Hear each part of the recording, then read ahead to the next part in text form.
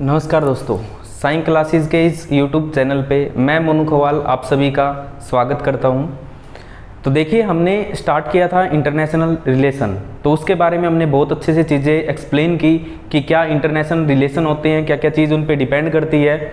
आज उसी चीज़ को हम थोड़ा सा आगे बढ़ाते हैं। उसमें हमने सिर्फ ये बात पढ़ी थी कि किस तरीके से इंटरनेशनल रिलेशन हैं वो बनाए जाते हैं। आज उसकी डेफिनेशन लेके आपके सामने आया हूँ और धीरे धीरे हम चीज़ों को आगे बढ़ाते हुए चलेंगे। तो देखिए, सबसे पहले हम बात करते हैं उसकी डेफिनेशन, परिभाषा की। क्या इंटरनेशनल रिलेशन होता है? तो दो या दो से अधिक, कैसे, समप्रभुत्व संपन्न।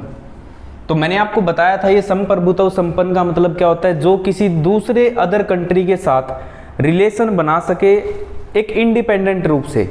तो ऐसे राष्ट्रों की बात कर रहे हैं हम। तो दो या दो से अधिक संप्रभुत्व संपन्न राष्ट्र के बीच अपने राष्ट्रीय हितों को पोषित करने के लिए, अब ये राष्ट्रीय हित क्या होते हैं दोस्तों, इनके बारे में हम अभी बात करेंगे। तो अपने राष्ट्रीय हितों को पोषित करने के लिए निर्मित किए गए संबंध को हम क्या कहते हैं, अंतर्राष्ट्रीय संबंध।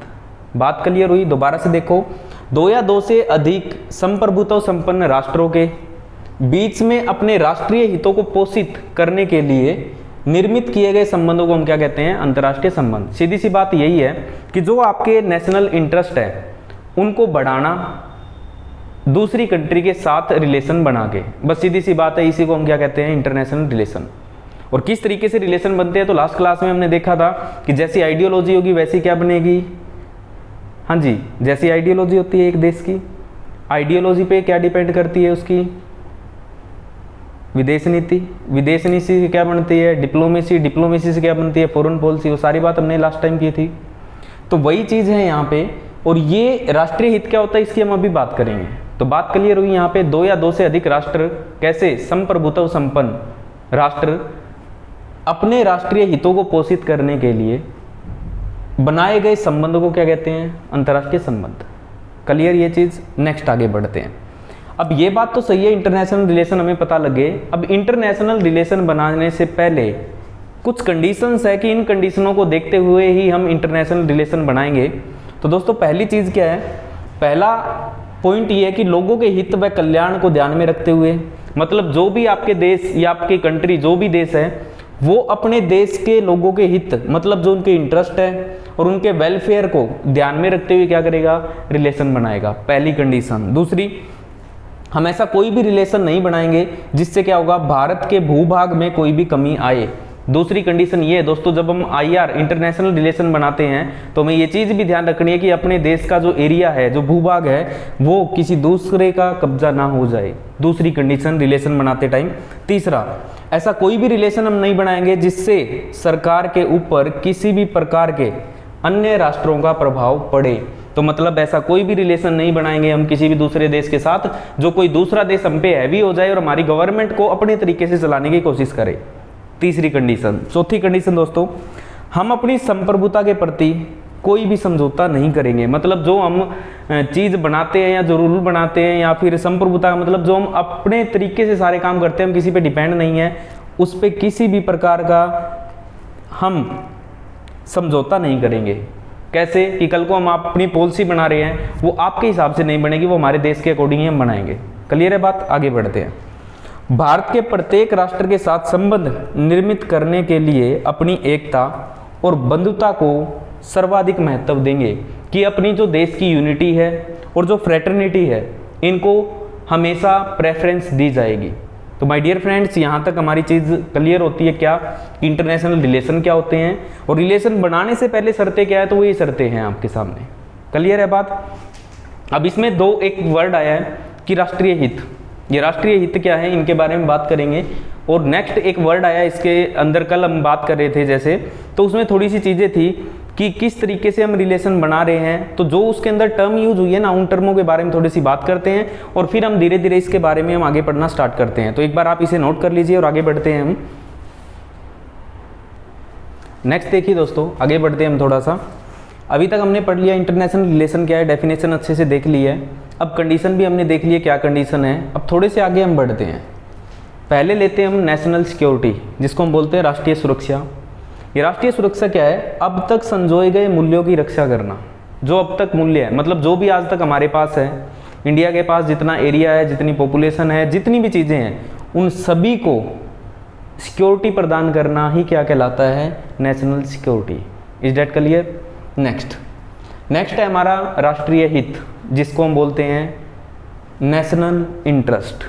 नेशनल इंटरेस्ट का मतलब क्या है कि एक संप्रभुत्व संपन्न राष्ट्र की वे अभिलाषाएं जिन्हें वह अन्य राष्ट्रों से पोषित करना चाहता है। अब जो मेरी ज़रूरतें हैं या जो भारत की आज ज़रूरतें हैं वो दूसरी कंट्री से पाना चाहता है। जैसे एग्जाम्पल ऑयल, आज हमें ज़रूरत है, एनर्जी की हमें ज़रूरत है, तो ये जो ज़रूरतें हैं इन्हीं को क्या कहते हैं हम जी?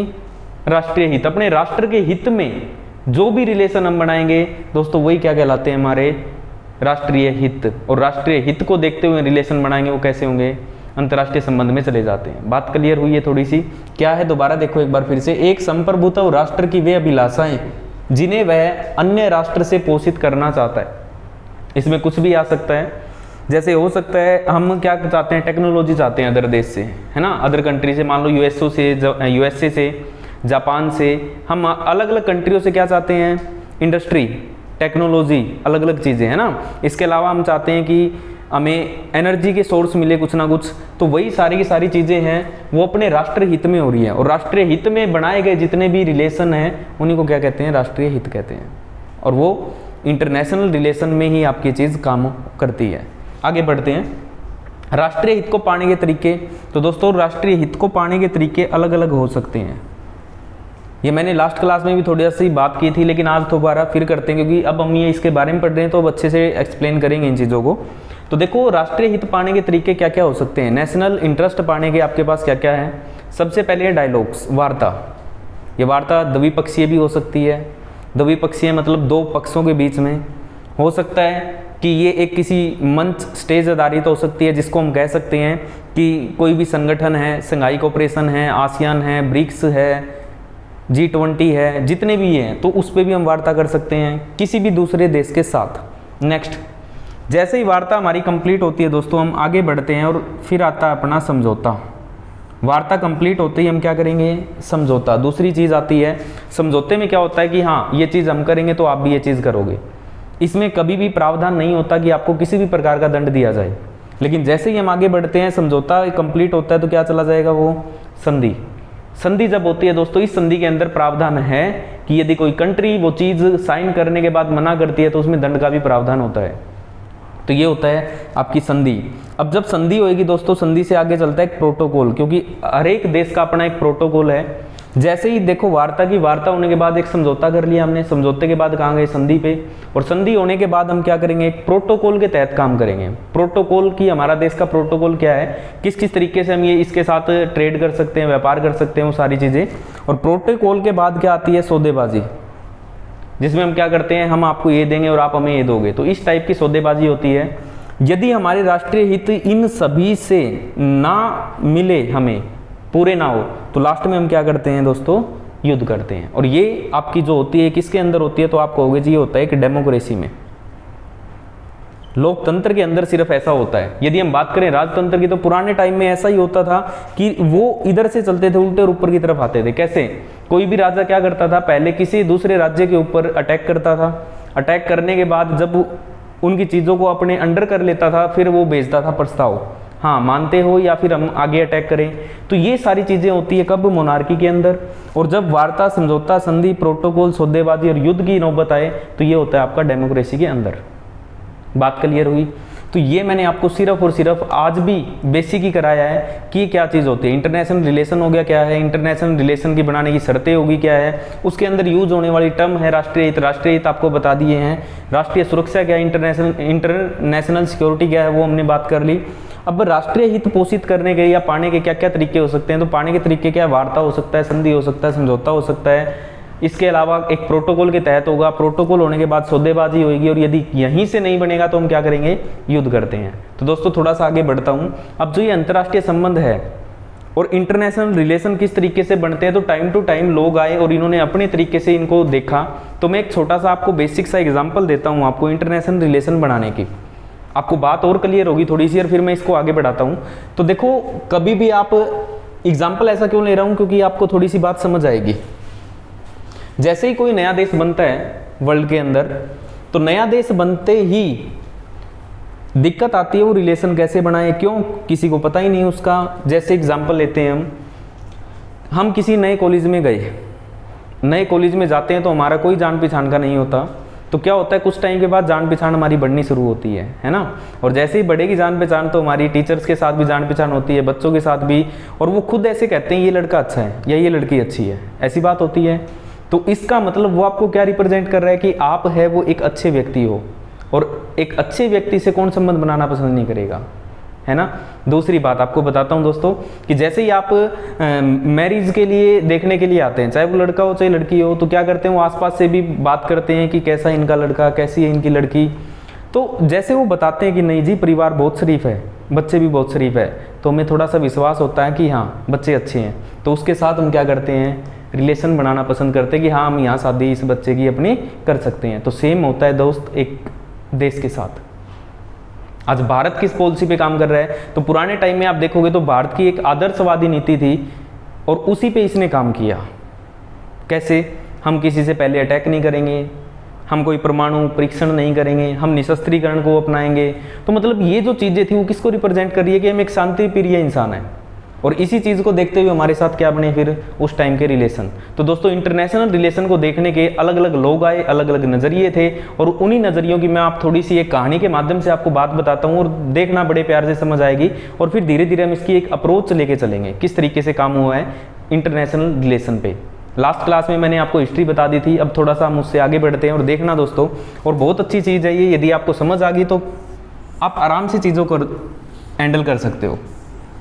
ये रोड है दोस्तों, मान लेते हैं ये एक दीवार है, वॉल है, ये एक दीवार, यहाँ कुछ लोग खड़े हैं, बस देखना आप चीज़ें बिल्कुल क्लियर हो जाएंगी आपकी। ये कुछ लोग खड़े हैं यहाँ, ये भाई साहब इससे पूछता है भाई एक बात बता, ये दीवार आपको कैसी दिख रही है, तो ये कहता है जी मेरे को दिख रही है लाल, रेड कलर की मेरे को ये दिख रही है, ठीक है। इससे पूछा दीवार कैसी दिख रही है, बोला जी ये दिख रही है ब्लू, मतलब नीली। इससे पूछा भाई साहब कैसी दिख रही है, बोला ग्रीन दिख रही है जी, बोला हरी, बोला ठीक है जी। बोला आपको कैसी दिख रही है, बोला मेरे को दिख रही है पिंक, बोला गुलाबी। तो इन लोगों ने इससे पूछा तेरे को कैसी दिख रही है, बोला मेरे को दिख रही है जी वाइट, मेरे को दिख रही है सफेद। तो दोस्तों इससे पूछा है, बोला रेड दिख रही है मेरे को ये बोल दीवार। इससे पूछा है, बोला ब्लू दिख रही है मेरे को। इससे पूछा, बोला ग्रीन, ये बोला पिंक, ये बोला मेरे को तो वाइट दिख रही है। तो इसका मतलब क्या है दोस्तों, बात समझ आई आपको? क्या है, दीवार एक है लेकिन देखने वाले को अलग अलग नजर आ रहा है। क्यों? क्योंकि इन्होंने दोस्तों अलग अलग तरीके के चश्मे डाले हैं। तो इसी तरीके से इंटरनेशनल रिलेशन को पढ़ने के लिए अलग अलग तरीके की अप्रोच आई। वो अप्रोच ही क्या है, लोग यही है सेम, सिर्फ क्या है बदलेंगे तो क्या, ये चश्मे, और चश्मे बदल बदल के जैसे ही देखोगे तो इस दीवार को यदि हम रेड चश्मा लगा के दिखे तो कैसी दिखेगी, रेड। जब हम नीली की बात करें तो नीली, पीली की बात करें तो पीली, ग्रीन देखे तो ग्रीन। तो वही बात आती है एक इंटरनेशनल रिलेशन को पढ़ते टाइम किस किस थिंकर ने किस किस अप्रोच के साथ पढ़ा, हमें वही चीज़ समझनी है।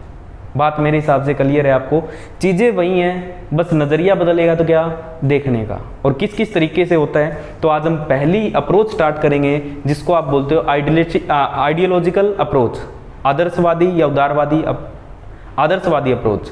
तो इसके बारे में हम पढ़ेंगे। अब फटाफट एक बार आप ये डायग्राम बना लीजिए ताकि आपको चीज़ समझ में आ जाए कि ऐसा क्यों होता है। नेक्स्ट बढ़ते हैं हम आगे फिर। हाँ जी दोस्तों, देखिए फर्स्ट अप्रोच हम स्टार्ट कर रहे हैं। आईआर की स्टडी किस तरीके से की गई फर्स्ट टाइम, देखो, क्योंकि 1990 में फर्स्ट चेयर बनी थी, आपको पता है वुडरो विल्सन चेयर, हमने बात की थी। आज हम बात करते हैं कि उन्होंने स्टडी किस तरीके से स्टार्ट की। तो फर्स्ट अप्रोच आती है आपके पास आदर्शवादी, जिसको बोलते हैं हम आइडियलिज्म, ठीक है। तो इसके अंदर क्या है कि ये जो आईआर की स्टडी है वो किससे की जाती थी, एक आइडियलिस्टिक अप्रोच के साथ, आदर्शवादी उपागम के साथ। दोस्तों ये देखिए, यह अप्रोच आई कब, तो आप कहोगे जी ये आई यूएसए की जो रिवोल्यूशन हुई या अमेरिका की क्रांति हुई, और दूसरी फ्रेंच रिवोल्यूशन जिसको हम बोलते हैं फ्रांस की क्रांति, उनके बाद ये जनरेट हुई कौन सी, आदर्शवादी उपागम अप्रोच। इन्होंने कहा कि हम स्टडी करेंगे किसकी, इंस्टीट्यूट्स की, और इन्होंने का जो मानना था, बोला हमें क्या करनी है, एक पूरे वर्ल्ड में शांति स्थापित करनी है। तो शांति स्थापित करनी है, एक आदर्शवादी विचार आपको पता है कि हमारे नेहरू जी के रहे हैं, तो उन्होंने क्या कहा था, ना हम हथियार रखेंगे, ना हम किसी पे वार करेंगे, ना हम परमाणु परीक्षण करेंगे, कोई भी ऐसा काम नहीं करेंगे कि जो आदर्शवादी को नहीं करना चाहिए। तो देखो सेम वही बातें यहाँ पे ये बात करते हैं, आइडियलिस्टिक अप्रोच वाले, आदर्शवादी उपागम वाले, नो वॉर, कोई युद्ध नहीं होगा, नो रिवोल्यूशन, कोई क्रांति नहीं करेंगे, नो वायलेंस, किसी प्रकार की हिंसा नहीं होगी, और नो कोऑपरेशन रहेगा, सहयोग की भावना रहेगी लोगों के अंदर। तो यही है आपकी क्या, एक आदर्शवादी उपागम। और इन्होंने कहा कि वर्ल्ड की हम स्टडी भी कैसे करेंगे, तो एक इंस्टीट्यूशन की स्टडी करेंगे, और इन्होंने बात की किसकी, तो बोले जी हम एक क्या करेंगे, ये जो चीज़ें हैं, जो नो वॉर की बात की, नो रिवोल्यूशन की बात की, नो वायलेंस की बात की, कोऑपरेशन की बात कर रहे हैं, तो ये बनाएगा कौन, तो बोले जी ये बनाएगी एक स्टेट, एक राज्य। बोला कौन सा राज्य है, तो बोला हम क्या करेंगे, एक वर्ल्ड गवर्नमेंट का निर्माण करेंगे, विश्व सरकार का हम निर्माण करेंगे। तो दोस्तों कोई भी आप एग्जाम दोगे तो आपसे यही बातें पूछी जाती हैं कि जो आदर्शवादी उपागम है इसके क्या क्या आप देखोगे, तो किस तरीके से पहचान सकते हो कि आदर्शवादी है, तो वो देखोगे कैसे, ये बातें पहली। दूसरी, ये लोग किसकी बात करेंगे, विश्व सरकार की, और विश्व सरकार इन लोगों ने बनाई भी थी, क्या नाम था, लीग ऑफ नेशन, जो यूएनओ से पहले बना था, लीग ऑफ नेशन। तो दोस्तों ये जो यूएनओ से पहले बना, इन्होंने देखो ये एक पूरे वर्ल्ड के ऊपर बनाया था ना। अब क्यों बनाया था, तो बनाने का कारण ये था कि वर्ल्ड के अंदर जो दूसरा वर्ल्ड वॉर है वो ना हो, इसीलिए बनाया गया था। तो दोस्तों ये बात कहते हैं कि हम इस इंस्टीट्यूशन की अध्ययन करेंगे और पूरे वर्ल्ड का साथ हम क्या करेंगे, रिलेशन बनाएंगे, और क्या करेंगे, पूरे वर्ल्ड में एक शांति स्थापित करेंगे, किसी प्रकार का युद्ध नहीं होगा, किसी भी प्रकार की हिंसा नहीं होगी, कोई भी वॉर नहीं होगा, एक दूसरे को सहयोग करेंगे। तो ये सारी बातें कही गई किस अप्रोच में, आदर्शवादी अप्रोच में। तो ये लोग मानते किस किस बात को है, तो ये मानते हैं पहली बात तो ये जी नैतिकता को, एथिक्स जो है आपके। दूसरा वर्ल्ड गवर्नमेंट की बात करते हैं, एक विश्व सरकार की बात करते हैं, और ये क्या क्या नहीं चाहते, तो ये नहीं चाहते युद्ध ना हो, युद्ध को ये नहीं चाहते बिल्कुल भी, कोई भी क्रांति ना हो, ये भी नहीं चाहते ये लोग, प्रेशर किसी प्रकार का ना बनाया जाए हम पे, किसी भी प्रकार की पावर का ये खंडन करते हैं, ना होनी चाहिए पावर। क्योंकि आप जब इस अप्रोच को पढ़ते हैं तो आप याद करो नेहरू जी को, अपने आप सारी चीज़ें आपकी क्लियर हो जाएंगी। क्यों, क्योंकि ये सारी की सारी बातें कही हुई किसकी है, नेहरू जी, क्योंकि उससे पहले की हैं बातें तो, लेकिन नेहरू जी ने इस अप्रोच को अपनाया तो इसलिए उनकी बातें भी क्या थी, सेम इसी चीज़ से प्रभावित थी। तो ये हमारी फर्स्ट अप्रोच है जो हमने पढ़ी। तो सीधी सी बात है, कोई आपसे कहे कि आदर्शवादी क्या चीज़ है, आदर्शवादी विचारधारा क्या है, या आदर्शवादी उपागम क्या है, तो सीधी सी बात है वो लोग शांति चाहते हैं, एक वर्ल्ड गवर्नमेंट बनाना चाहते हैं, उसके हिसाब से अध्ययन करके क्या करना चाहते हैं, एक इंटरनेशनल रिलेशन बनाना चाहते हैं। क्या नहीं चाहते, तो आपको युद्ध नहीं चाहते, किसी प्रकार की हिंसा नहीं चाहते, किसी प्रकार की क्रांति नहीं चाहते, किसी भी प्रकार की पावर नहीं चाहते। तो इसीलिए नेहरू जी तो कहते थे हम क्या नहीं करेंगे, परमाणु परीक्षण नहीं करेंगे दोस्तों। तो यही बात थी सारी की सारी आदर्शवाद की। अब थोड़ा सा आदर्शवाद के कुछ थिंकर है जो हमें देखने हैं, थिंकर देखने हैं, इनके टूल्स देखने हैं, वो होने के बाद हमारी ये चीज़ ये कंप्लीट हो जाएगी। तो मेरे हिसाब से चीज़ें बहुत अच्छे से क्लियर हो रही हैं। समझने के बाद नोट करो दोस्तों, अब आप इनको नोट कर सकते हो, नोट करो फटाफट, इसमें हम आगे बढ़ते हैं, थोड़े से करिए नोट। नेक्स्ट देखिए दोस्तों, हमने बात पढ़ चुके हैं हम क्या है एक आदर्शवादी अप्रोच। अब देखते हैं इसके थिंकर कौन कौन हैं, किन किन लोगों ने। तो पहले ही व्यक्ति का नाम है वुडरो विल्सन। अब इस व्यक्ति का नाम आना सीधी सी बात है इम्पोर्टेंट बनता है, क्योंकि पहली चेयर इसी के नाम पे है, तो इसका मतलब ये इस अप्रोच को बिल्कुल सपोर्ट करेंगे। दूसरा नाम है महात्मा गांधी। सुनी होगी महात्मा गांधी की बात, एक कोई मारता है तो दूसरा आगे करो, बात याद आ रही है। तो ये कौन सी एक आदर्शवादी अप्रोच। नेक्स्ट बर्टलैंड रसेल, इसी के थिंकर है। नेक्स्ट है विलियम लैड, नेक्स्ट है जी हमारे रिचार्ड कोबडन, और नेक्स्ट है जी मर्जेंट मेड। तो ये कुछ एक थिंकर हैं जो एक आदर्शवादी अप्रोच को लेके चलते हैं, और आदर्शवादी अप्रोच के बारे में हमने अच्छे से एक्सप्लेन कर लिया। अब हम बात करते हैं इसके टूल्स क्या क्या हैं, टूल्स उपकरण क्या क्या हैं आदर्शवादी के। तो आप देखते बता सकते हो, ये संस्थाओं का अध्ययन करेंगे। दूसरी बात, विश्व सरकार की ये लोग बात करेंगे, लॉ की बात करेंगे, कानून बनाना है ताकि शांति बनी रहे। इसके अलावा ये किसकी बात करेंगे, एथिक्स, नैतिकता की बात करेंगे। तो ये इसके टूल्स है। कभी भी आपसे टूल्स पूछे जाए तो आप डायरेक्ट एक बात कहोगे, institution, world government, law and ethics. Clear. Next, इन लोगों ने मानव के नेचर के बारे में भी कुछ कहा है। ये कहते हैं मानव का नेचर है वो पॉजिटिव है। दूसरा, सिविलाइज्ड है, सभ्य है मानव का नेचर। नेक्स्ट, कोऑपरेटिव, सहकर्मी है, लेकिन कैसा नहीं है तो दोस्तों एक लालची नहीं है और कैसा नहीं है, क्रोध नहीं है। तो ये बात इन्होंने कही है। तो एग्जाम में, नेट के एग्जाम में खासकर यही बात पूछता है आपसे कि ह्यूमन नेचर को कैसा बताया है ना। तो इस टाइप के क्वेश्चन यूपीएससी में बनते हैं और इधर भी बनते हैं। यूपीएससी में क्वेश्चन क्या आ सकता है कि आदर्शवादी विचारधारा क्या है, इसका विस्तृत वर्णन करें। तो आइडियलिस्टिक अप्रोच है वो आपसे कंप्लीट एक्सप्लेन कराई जा सकती है। दोस्तों मैंने आपके सामने कंप्लीट इसका एक्सप्लेनेशन दे दिया है। इसी तरीके से आपको एग्जाम के अंदर बना के और बतानी है बातें, आपको नंबर है वो पूरे मिलेंगे। अब देखिए दोस्तों, एक चीज़ और इम्पोर्टेंट है, ये एक प्रैक्टिकली अप्रोच नहीं है, मतलब ये कहीं फॉलो नहीं कही। ये कैसी अप्रोच है, ये एक यूटोपियन, ये काल्पनिक अप्रोच मानी जाती है। तो क्लियर हुई बात। तो ये हमारा कंप्लीट होती है एक अप्रोच जिसको हम बोलते हैं जी आदर्शवादी उपागम। बात मेरे हिसाब से अच्छे से समझ आई होगी आप सबको। तो इसको बार बार पढ़िएगा। बहुत जल्द हम इसके साथ नेक्स्ट हम जो लेके आएंगे वो लेके आएंगे रियलिस्टिक अप्रोच, जिसको हम बोलते हैं यथार्थवादी विचारधारा, जो आपकी 1939 के बाद चली और जो आज तक भी चलती आ रही है, जिसके बारे में हम बात करेंगे नेक्स्ट क्लास में दोस्तों। तो ज़्यादा से ज़्यादा आप इसको शेयर करें। यदि आपको समझ आ रही है तो किसी का भला हो सकता है इससे। तो यूजीसी नेट के लिए भी ये वेरी वेरी इंपॉर्टेंट है। अदर कोई पीसीएस एग्ज़ाम है या फिर आपका यूपीएससी जिसके अंदर आपको रिटर्न एग्जाम है, तो मेरे हिसाब से क्लियर हो गया है। आप किसी भी बुक से उठा के यदि इस टॉपिक को पढ़ते हो तो आपको बिल्कुल क्लियर हो जाएगा। तो दोस्तों आज के लिए इतना ही। Thank you very much. मिलते हैं हम नेक्स्ट क्लास के अंदर। बहुत जल्द आपकी नेक्स्ट वीडियो आएगी, तो चैनल को लाइक शेयर सब्सक्राइब जरूर कर लीजिएगा। बेल आइकन पे प्रेस कीजिए ताकि नई वीडियो आते ही आपको नोटिफिकेशन मिल जाए। Thank you very much. Have a nice day.